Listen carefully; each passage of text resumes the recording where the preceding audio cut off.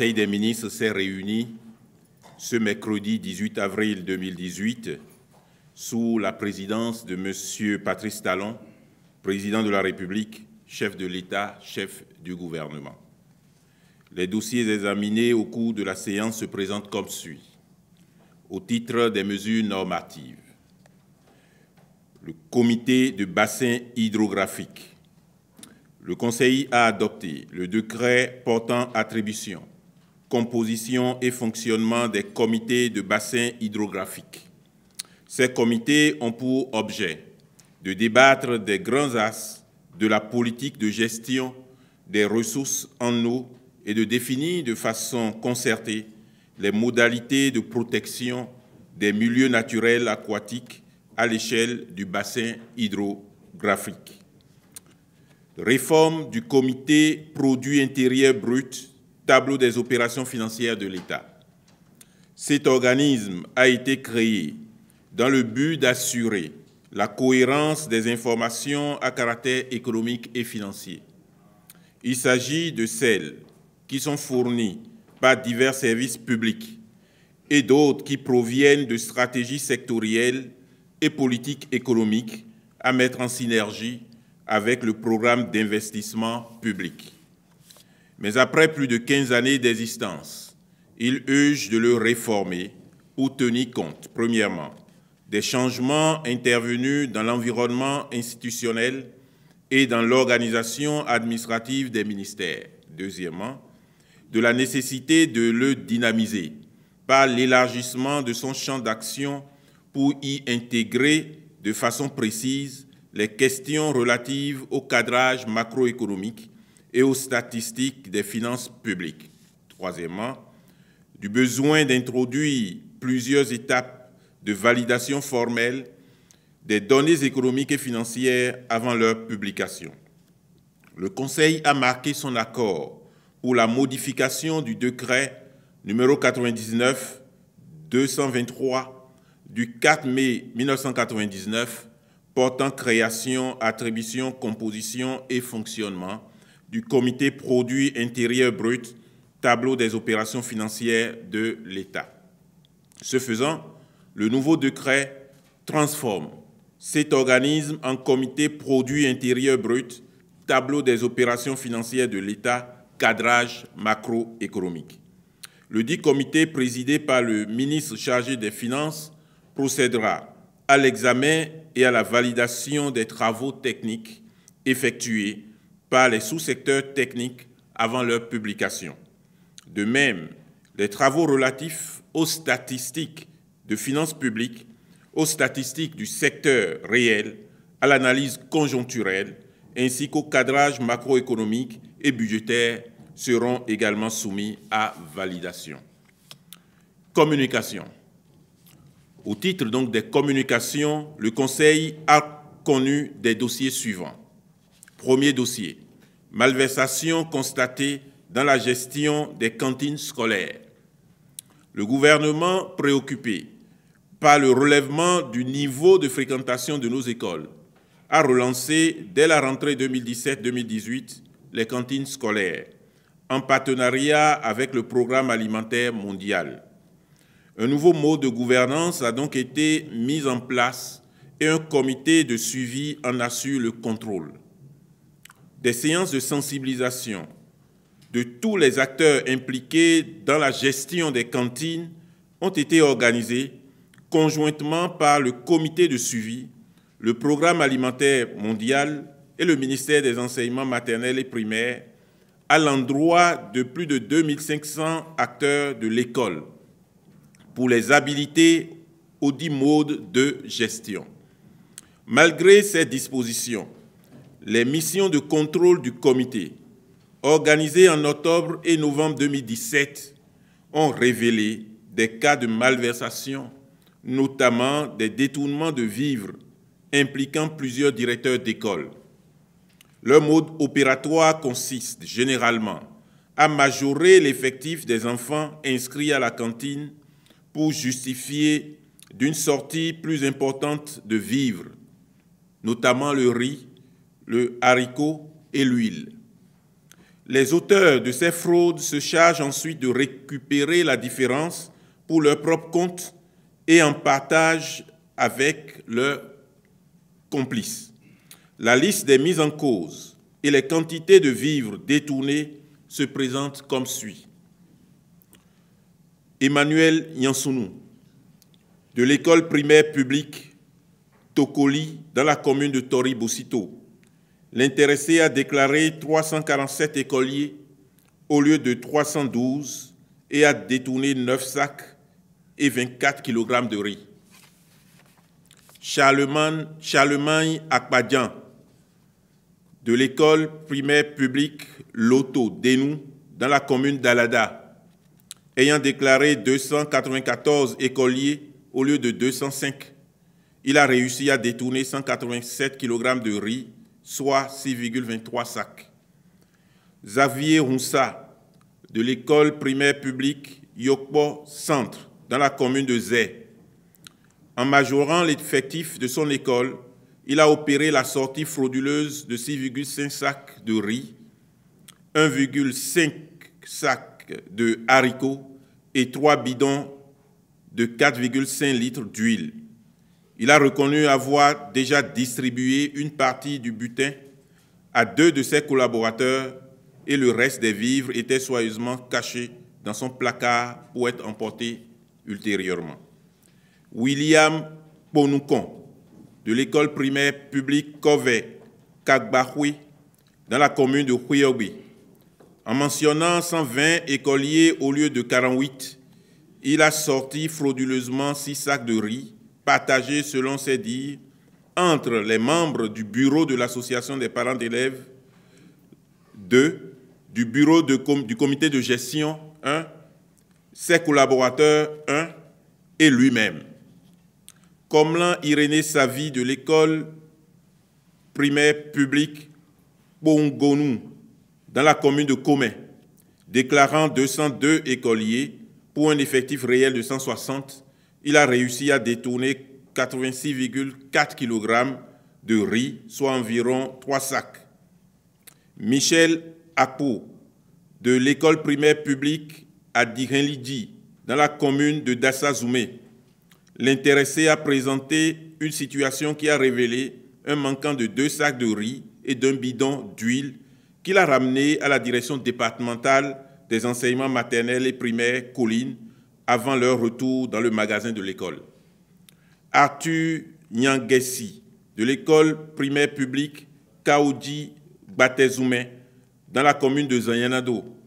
En majorant l'effectif de son école, il a détourné 4 sacs de riz et un bidon d'huile. Edouard Runga, de l'école primaire publique Bagla Nounagnon, dans la commune de Sakété. Suivant la même méthode de majoration d'effectifs, il a détourné 110 kg de riz en faisant inscrire dans le cahier de gestion 22 kg prélevés quotidiennement au lieu de 20. De plus, le contrôle physique du magasin a révélé un manquant de 4 sacs de riz. Jean Betomé, de l'école primaire publique de Djoung Kolé A, groupe A, dans la commune de Sakété. Suivant le même procédé, il a détourné 4,5 sacs de riz. En outre, en déclarant quotidiennement 90 kg prélevés, alors qu'il ne remettait que 30 aux cuisinières, il sortait frauduleusement 2 sacs par jour, entraînant un épuisement précoce du stock. Christian Rondé-Tondji, de l'école primaire publique Saoro, dans la commune de Sakété. Le cahier de gestion mentionne une sortie totale, au bout de 20 jours de préparation, de 1293 kg de riz, 258,6 kg de haricots et 77,5 litres d'huile, au lieu de 993 kg de riz, 198,6 kg de haricots et 59,5 litres d'huile, soit une sortie frauduleuse de 300 kg de riz, 60 kg de haricots et 18 litres d'huile. Betogo Anissé Runkonou, de l'école primaire publique Igbo Ede Tchafou, dans la commune de Pobet. Il a majoré son effectif de 74 et procédait ainsi à la sortie frauduleuse de 74 rations par jour. Par ailleurs, le contrôle des cahiers de gestion a révélé que l'école a été livrée le 22 septembre, ce qui lui a permis de détourner en sus 5 sacs de riz, 1 sac de haricots et 10 litres d'huile, rien qu'en une semaine. Serge Anianou, de l'école primaire publique Moo Dani, dans la commune de Kétou, la majoration de l'effectif de 240 à 305, voire 316, a permis de détourner plus de 3 sacs de riz en un mois. Augustin Adiarin, de l'école primaire publique Toli, dans la commune de Comé. Il a majoré son effectif, le portant de 92 à 145. Cette pratique a occasionné un manque de 4 sacs de riz retrouvés cachés. Pour couvrir son forfait, il a ordonné à ses collaborateurs d'inscrire des noms d'écoliers fictifs dans les registres du C1 et du CE2. Ali Maroufou Bouraïma, de l'école primaire publique Djegbe Meignon, dans la commune de Boïkon. Il a déstocké dans la première semaine de la rentrée 150 kg, soit 3 sacs de riz, 25 kg de haricots et 8,25 litres d'huile. Dorothée Vingbe et Amos Poumalei, respectivement de l'école primaire publique Adjoko, groupe A, et de l'école primaire publique Adjoko, groupe B, dans la commune de Zakota. Ils ont majoré les effectifs de leur école, 250 écoliers au lieu de 193 pour le premier, 240 au lieu de 196 pour le second, et ont ainsi sorti frauduleusement 12,5 sacs de riz. En outre, un contrôle au magasin a révélé à leur égard un manquant supplémentaire de 2 sacs de riz et de 4 bidons d'huile. Sur l'ensemble des 17 cas mis en évidence, les directeurs d'école ont été déchargés de leurs fonctions par le ministre de tutelle au titre des mesures conservatoires. En prenant acte de ce compte rendu, le Conseil déplore un tel comportement de la part d'éducateurs. Il en appelle au sens du devoir d'exemplarité vis-à-vis des apprenants, au sens de responsabilité qui leur incombe dans leur communauté de vie. Pour prévenir à l'avenir de telles dérives, le Conseil a donné des instructions aux ministres concernés pour que des mesures disciplinaires soient prises à l'encontre des intéressés, conformément aux textes en vigueur. Deuxième dossier au titre des communications. Mesures consécutives à l'incendie survenu au marché d'Antokpa. Le Conseil a pris connaissance du compte rendu de l'incendie survenu au marché d'Antokpa à l'aube du lundi 16 avril 2018. Ce même jour, une délégation du gouvernement s'est rendue sur les lieux. L'incendie a été circonscrit à un espace de 4000 m² environ, dans le secteur de Podji, où se vendent les produits vivriers. Aucune perte en vie humaine n'est heureusement enregistrée. Cependant, les dégâts matériels sont importants. En effet, les 75 victimes recensées à ce jour ont déclaré des pertes de marchandises d'une valeur allant de 40 000 francs CFA à 55 millions de francs CFA. Et l'évaluation des sinistres est estimée à 200 millions de francs CFA, compte bien entendu non tenu de quelques sinistrés qui, en état de choc, n'ont pu encore se faire enregistrer. Par ailleurs, les causes exactes de l'incendie ne sont pas encore connues, mais la Direction générale de la Société de gestion des marchés autonomes, SOGEMA, évoque 2 sources probables, à savoir, premièrement, la section d'un fil conducteur de courant électrique au niveau de cette zone de céréales. Deuxièmement, de foyers individuels des vendeuses de nourriture dans le marché. Il est à signaler que la zone du foyer de l'incendie est sans aération, non assainie, ne comportant que des hangars de stockage de céréales réalisés en matériaux précaires. De même, les allées de passage sont si étroites qu'il était difficile pour les secours de se porter immédiatement sur les lieux. Cet événement conforte le gouvernement dans sa vision et son ambition de mettre nos marchés aux normes et standards requis, d'en construire de nouveaux qui répondent aux mêmes exigences et surtout de délocaliser le marché d'Antokpa en construisant notamment un marché de gros à Abomey-Calavi. C'est pourquoi, prenant acte de ce compte rendu, le Conseil a instruit les ministres concernés à l'effet de sécuriser les lieux, de prendre des mesures pour accompagner les sinistrés, puis de faire ouvrir une information judiciaire pour déterminer les causes de l'incendie. Troisième dossier au titre des communications. Point de la mise en œuvre du programme de modernisation des marchés urbains et régionaux et de la délocalisation du marché d'Antokpa. Relativement au même sujet, le ministre du Cadre de vie et du Développement durable a fait au Conseil le point de la mise en œuvre du programme des marchés urbains et régionaux, particulièrement en ce qui concerne sa composante relative à la délocalisation du marché d'Antokpa. Ce point révèle que, construit au départ sur un site d'une superficie d'environ 14 hectares, le marché d'Antokpa déborde actuellement ses limites originaires et s'étend désormais sur près de 20 hectares. Cette extension spatiale démesurée et son impact sur le fonctionnement de la ville de Cotonou induisent une saturation de l'espace préjudiciable à son développement et à l'image d'un centre-ville moderne. Ainsi, D'Antokpa se présente comme une accumulation de commerces étalés de part et d'autre d'un des axes de circulation majeurs de la ville, avec des nuisances de plus en plus importantes au plan environnemental, de la mobilité, de l'hygiène et de la sécurité. De toute évidence, le dysfonctionnement du marché d'Antokpa induit une perte de vitalité au niveau de ce principal poumon commercial du Bénin, qui impacte négativement la mobilité urbaine. Sur la base de ce diagnostic peu reluisant, le gouvernement a décidé, dans le cadre de son programme d'action, de la délocalisation du marché.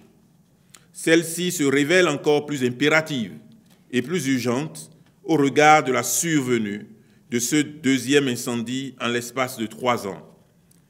Ainsi, la délocalisation du marché d'Antokpa se fera sur 2 différents sites, que sont, premièrement, le site d'Akasato, dans la commune d'Abomey-Calavi, pour la construction d'un marché de gros, une véritable plateforme agroalimentaire régionale et de logistique, sur un site de 150 hectares qui va accueillir le commerce de gros, produits vivriers, marchandises manufacturées, logistique, viande, poisson, etc. Cette infrastructure accueillera les grossistes de tout genre. Deuxièmement, le site de Kouounou, à la place de l'actuelle piscine olympique du stade général Mathieu Kérékou, pour la construction d'une galerie commerciale, mall, de 1000 boutiques qui accueilleront les acteurs du commerce noble, comme la cosmétique, les textiles, les bijoux, etc. Les différentes études pour la réalisation de ces projets sont en cours d'achèvement. La maîtrise d'œuvre est assurée par des sociétés de renommée internationale ayant des compétences avérées dans la conception des équipements marchands, notamment la société Semaris, qui est le gestionnaire du marché de Rungis en France, la société d'architecture Arte Charpentier, qui a conduit le projet de rénovation du marché de Phnom Penh au Cambodge, et plusieurs bureaux d'architectes du Bénin et de la sous-région. La sélection des entreprises sera faite aussitôt après, en vue du démarrage des travaux du marché de gros et de la galerie commerciale de Kouounou en janvier 2019 pour une livraison des équipements au bout de 24 mois.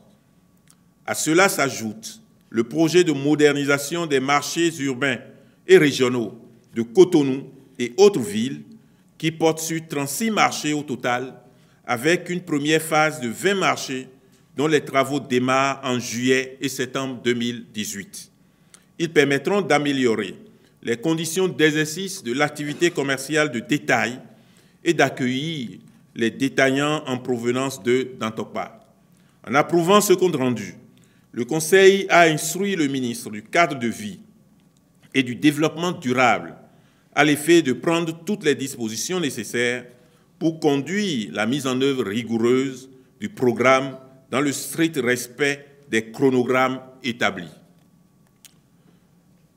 Au titre des rencontres et manifestations internationales, le Conseil des ministres a autorisé, premièrement, la participation du ministère de l'Agriculture, de l'Élevage et de la Pêche à ces réunions statutaires au titre de l'année 2018. Deuxièmement, la participation du Bénin à la 10e réunion panafricaine des délégués africains de l'Organisation mondiale de la santé animale, OIE, sur la position coordonnée de l'Afrique sur les normes sanitaires qui se tiendra à Nairobi, au Kenya, du 23 au 27 avril 2018. Enfin, troisièmement, la participation du Bénin aux réunions de printemps du Fonds monétaire international et de la Banque mondiale à Washington, D.C., du 20 au 24 avril 2018. Au titre des mesures individuelles, les nominations suivantes ont été prononcées.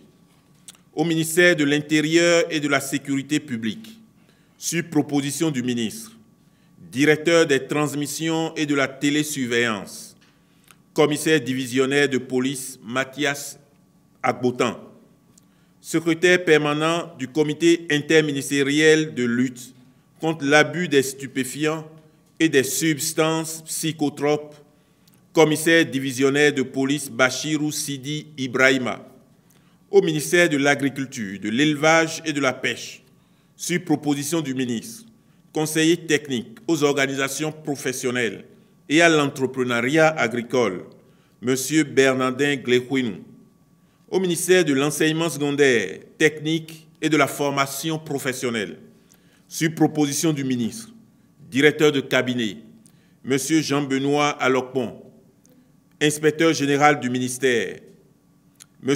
Aaron Sotima Chando, conseillère technique à l'enseignement secondaire général, à la médiation et au dialogue social, Mme Augustine Judith Ablavi Aïdéou Degla, conseiller technique à l'enseignement et à la formation technique et professionnelle, M.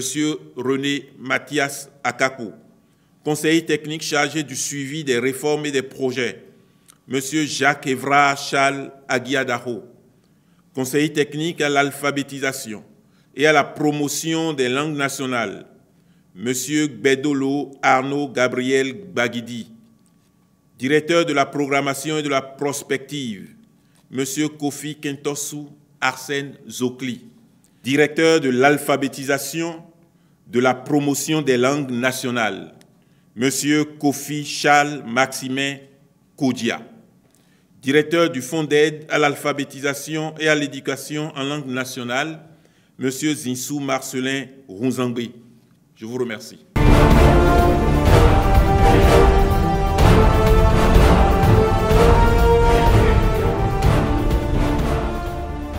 De la radio CFM. Ça concerne l'incendie du marché d'Antokpa. Vous l'avez dit, ce n'est pas la première fois qu'on assiste à un pareil incendie. Sous le régime précédent, il y a eu un incendie qui s'est déroulé dans ce même marché-là. Est-ce que pour vous, ça révèle encore le besoin de modernisation des marchés comme le gouvernement l'a promis? Il y a plus qu'un besoin, il y a une urgence à réagir, à moderniser le marché d'Antokpa par sa délocalisation. Vous avez observé, et à travers le diagnostic qui a été exposé, les conditions d'exercice de cette profession commerciale dans notre marché d'Antokpa. Il n'y a pas de dispositif approprié pour assurer la sécurité de nos compatriotes. Il n'y a pas de dispositif approprié pour les protéger en ce qui concerne la santé, pour assurer la circulation. Et bien entendu, le gouvernement a mis en place un programme audacieux de modernisation. Et cette modernisation passe d'abord donc par la délocalisation. On vous a dit qu'il y a 2 sites principaux. Le site d'Akasato, pour le marché de gros de tout. Gros en ce qui concerne les produits vivriers, les marchandises manufacturées, la logistique, les viandes, les poissons. Et vous avez le site de Kourounou, en ce qui concerne les boutiques, le centre, la galerie commerciale, le mall.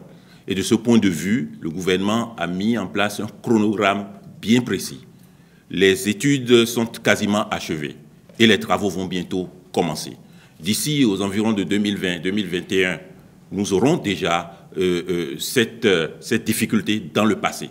Et il nous faut agir, c'est vrai, avec beaucoup plus de rigueur, mais en toute urgence pour éviter que ces drames nous suppriment encore. Et donc le gouvernement est dans cette dynamique et le processus va s'accélérer. Bonsoir, Monsieur le ministre. J'espère que rédacteur en chef du quotidien de notre époque. Ma question a trait à la malversation concernant les cantines scolaires. Et on remarque que la question de la corruption et de l'intérêt personnel se retrouve partout. Quel est votre sentiment par rapport à cette situation où des éducateurs se retrouvent à être des corrompus ou des personnes qui s'adonnent à ces actes? Il y a seulement un an à peine, lors de la rentrée 2017-2018, que le gouvernement a relancé le programme de cantine scolaire pour maintenir les jeunes filles à l'école, pour maintenir les enfants issus des couches vulnérables à l'école, pour rendre possible le droit d'accès à la connaissance, pour faire en sorte que les objectifs soient atteints au niveau des ODD, pour faire en sorte d'élever le niveau de l'éducation dans notre pays. Il y a seulement un an. Il y a seulement un an, un dispositif a été mis en place avec le programme alimentaire mondial, avec un mécanisme de contrôle. Et seulement après un an, on relève que parmi ceux qui ont pour mission, qui ont pour pouvoir de faire en sorte que ce système, que la satisfaction des élèves soit entière, ce sont ces personnes qui détournent en partie les provisions, les vivres. Cela participe de la situation générale dans notre pays, une dérive totale, que des éducateurs de ce niveau puissent se complaire à détourner les vivres destinés aux enfants. Et vous imaginez bien que le gouvernement ne puisse rester insensible à cela. Le Conseil des ministres a relevé les manquements. Certains pourraient considérer que 3 sacs de riz, 6 sacs de riz, ce n'est pas important. Il faut que chacun considère que même si c'est 1 gramme de riz, c'est autrement plus important. Parce que, évidemment, c'est la tare essentielle de notre pays. Les mesures provisoires ont été prises. Et chaque fois que ce constat est fait, le gouvernement prend ces mesures provisoires, le relèvement des intéressés de leurs fonctions. Et bien entendu, les ministres ont été instruits à l'effet d'engager les procédures disciplinaires. Nous pouvons relever ce pays qu'en ayant la tête haute et que les éducateurs, que les fonctionnaires de l'État aient du respect pour le bien public. Et dans le cas d'espèce, ce n'est pas seulement le bien public, c'est également les enfants. Il faut que nous ayons du respect aux enfants.